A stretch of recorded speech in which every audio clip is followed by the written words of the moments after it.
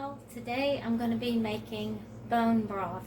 And to make the bone broth, I'm going to be using chicken paws, okay, or what they call chicken feet, alright. You need to try to make sure everything you use is organic. That way you don't have any impurities or anything going into your food. So I'm going to pop those in there, and I think it's 6, okay, chicken legs, alright. And I'm going to dump those in. Alright. And I'm going to use the juice of 2 lemons because I really love lemon. Okay. Okay, so now in the pot I have the chicken paws or the chicken feet and 6 chicken legs. Dark meat is always going to be better, and so are things like chicken feet. Okay. Because that's where all the goody goodies are, like the collagen and whatnot. And that's going to give you the best bone broth, okay? Also, I have 6 stalks of celery, okay? And you want to rinse everything well that you're using also, okay? And I have some carrots. Now, I'm not wild about carrots, so some people might use more. I don't know. I use like half of a bag.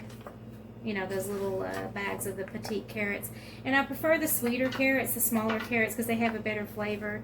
But that's just me.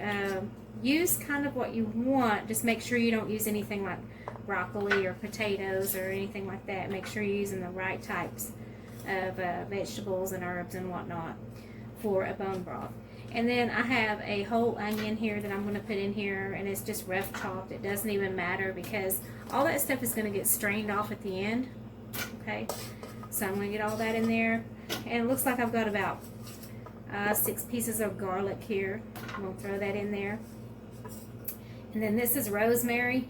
Okay, I got like a little plastic package, and I'm going to put half of a package in there because I love rosemary. Then I'm going to make sure I have all the lemon out of here because, I don't want to leave the lemon peel though. I really don't want that in there because, you know, it's just not, I don't know. I don't want it to be bitter, you know. I just like this sour stuff. Now, why the lemon? Okay, you need an acid for bone broth because acid helps to draw the nutrients out of the bones. And so if you're not going to do like a wine or a vinegar or lemon, just don't even make bone broth, really, because you have to have some sort of an acid in it. So I'm going to see how that looks. That's got my pot about half full, and I'm going to cover everything here with water. I'm going to have it like about an inch above everything that's in the pot, and then I'm going to put the pot on the eye and boil it, and then I'm going to put it in the oven overnight on about 180. After it comes to a boil, I'll remove it and pop it in the oven and let it cook overnight for about 8 hours. Okay, as you can see, I've left a couple of inches here at the top of the pan. Alright, and I'm going to put it on the eye over here. I'm going to bring it to a boil. Then it's going to go in the oven overnight on about 180. One more thing, salt and pepper. Some people put peppercorns, okay, in their bone broth. That's fine. Some people will put anywhere from 6 to 10 peppercorns. I just use a pepper grinder, okay, and I put maybe just a few sprinkles in there because I'm a big fan of letting people salt and pepper their own food. That's just me.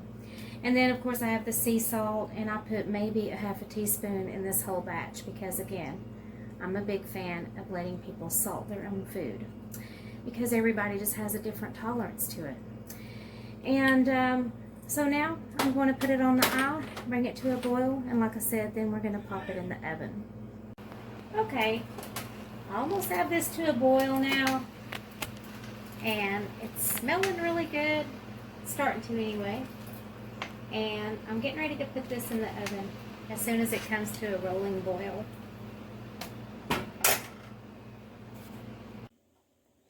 Okay, this has been in the oven now on about 180 to 200 for a couple of hours.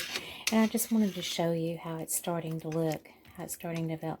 It's starting to smell really good. And as you can see, the gelatin and the collagen and the fat and all that is starting to develop. But it smells great. But I'm going to put it back in the oven, okay, overnight for a few more hours. It probably needs to go at least 8 hours. 12 would be okay. And I'm going to put the lid back on. And I wanted to mention something very important. You want to make sure that when you cook this, it's either in a, it's either in a stock pot that is stainless steel. You should not use aluminum. And you also have the choice of an enameled, like a Dutch oven, you know, something that can go in the oven with the lid because it has to stay covered, or a crock pot. The only thing about the crock pot is you can't get a lot of stuff in it like you can this 12-quart stainless steel pot. And I think I got this at Family Dollar or something for like $10. So you don't have to spend a lot of money. You just want to make sure it's made from the right material. Okay, 8 hours later, and here we have it. We have our bone broth. It smells delicious. I did decide to add 2 more lemons, okay? I haven't strained it yet. I gave it a stir, and I tasted it, and I added a couple of teaspoons of sea salt. You can use sea salt or pink Himalayan salt. Both of them are healthier than typical table salt that's been processed. I think, according to my research, pink Himalayan salt is the best as far as being healthier. And so this is what it looks like right now, okay? All of this is going to get strained off, okay? You kind of have to strain it when it's hot, okay? And so I'm going to take this and I'm going to pour it through a fine strainer. And what is left will be the bone broth. And if it's not salty enough or peppery enough or whatever, you know, I can always add that. I can always also add more lemon, but we ended up with the juice of 4 lemons in here. And so a lot of people might be thinking, well, that's a lot of fat. Well, it is, but it's healthier for you. So, you know, if you want to have bone broth and you're concerned about fats and things like that, maybe skip a couple of McDonald's burgers and have this instead. So I will be right back. So I have strained all of the bone broth into other containers, and this is what's left. Question is, you know, what to do with all that. Some people would freeze it and use it again and add more chicken chicken legs and more chicken feet. And more vegetables and whatnot. It's up to you what to do with this. So you can do that, and you can also discard it, and you can also debone the chicken and everything and use it in chicken salad or whatever. It's completely up to you.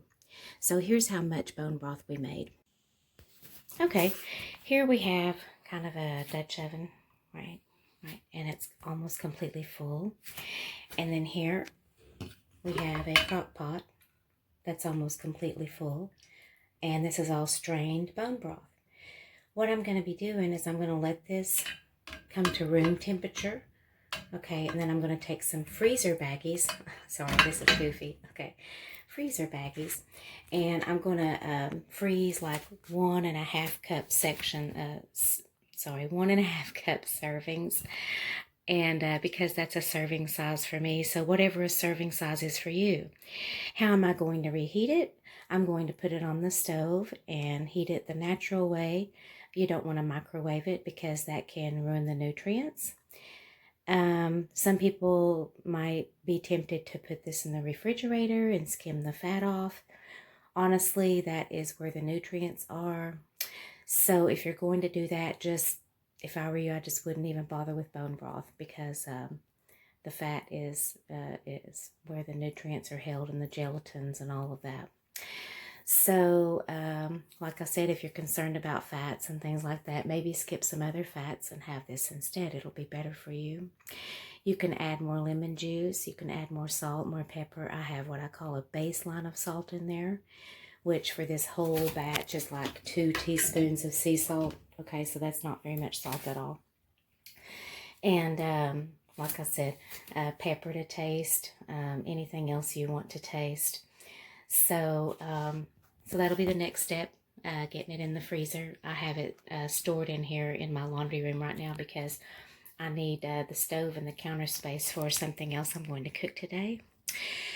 So I appreciate you watching the video, and I hope you try the recipe, and I hope you have a great day. Thanks. Bye-bye.